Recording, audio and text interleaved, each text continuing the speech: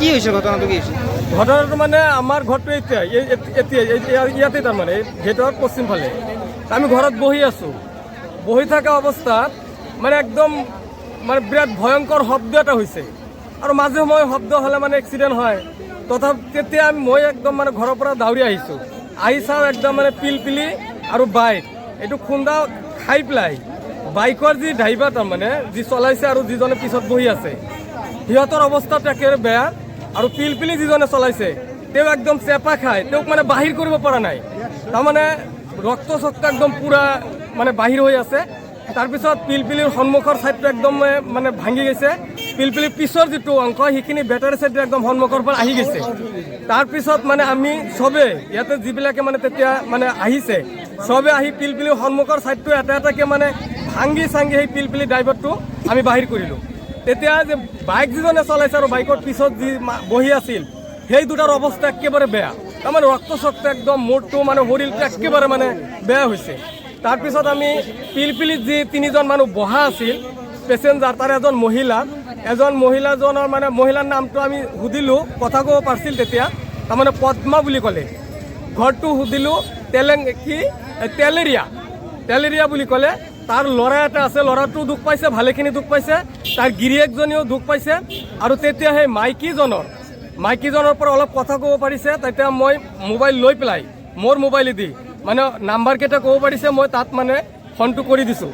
Phone কৰাত সেই পদ্মাৰ মাকে ফোনটো ধৰিছে। ধৰাৰ পিছত তাক আমি খবৰটো দিছোঁ যেনেকৈ এক্সিডেণ্ট হৈছে, বাইক যিজনে চলাইছে সিহঁতৰ অৱস্থা মানে অলপ বেয়া, কিন্তু আপোনালোকৰ যি তিনিজন এই তিনিজন মোটামুটি ঠিকে আছে, কিন্তু দুখ পাইছে। গতিকে আমি ইয়াতে এম্বুলেঞ্চ বা থানাটো ফোন কৰা হৈছে। থানাৰ পৰা আমাৰ মানুহ আহি আছে, এম্বুলেঞ্চ আহি আছে। আমি বৰপেটাত পঠাই দিম।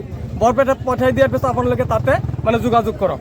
তাৰপিছত আমাৰ ইয়াতে মানে মানুহ একত্ৰিত হ'ল। সেইবিলাকক মানে ছেফ দিয়াৰ কাৰণে এম্বুলেঞ্চ আহিল, এটাকৈ দুটা আহিল, তাৰপিছত আৰু এটা আহিল। আমাৰ যুৱকসকলে আমাৰ ইয়াৰ মানুহবিলাকে স্থায়ী মানুহবিলাকে সিহঁতক মানে অলপ সকাহ দিয়াৰ কাৰণে সোনকালেই মানে এম্বুলেঞ্চত পঠাই দিছে বৰপেটালৈ। বাইকখন ক'ৰ পৰা আহিছিল?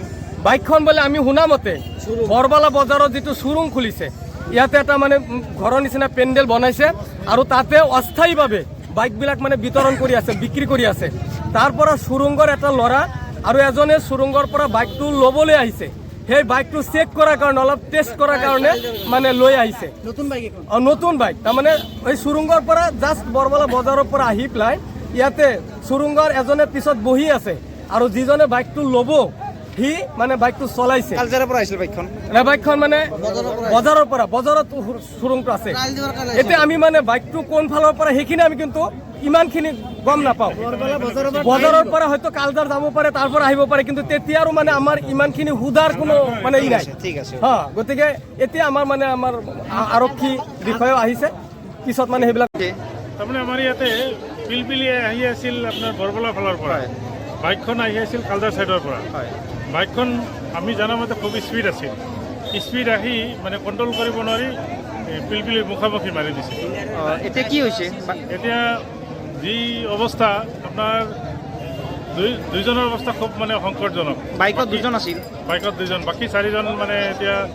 এনজিঅ'ৰ হৈছে কিন্তু বাচিব এই চাৰিজন পিলপিলিত আছিল চাৰিজন আছিল 6জন মানুহ আছিল মই জনামতে এতিয়া বাকীখিনি বা কি হয় মই জনামতে মেডিকেলত নিছে মেডিকেলত ইতিমধ্যে নিয়া হৈছে পুলিচৰ মানুহ আহিছে মেডিকেলত নিয়া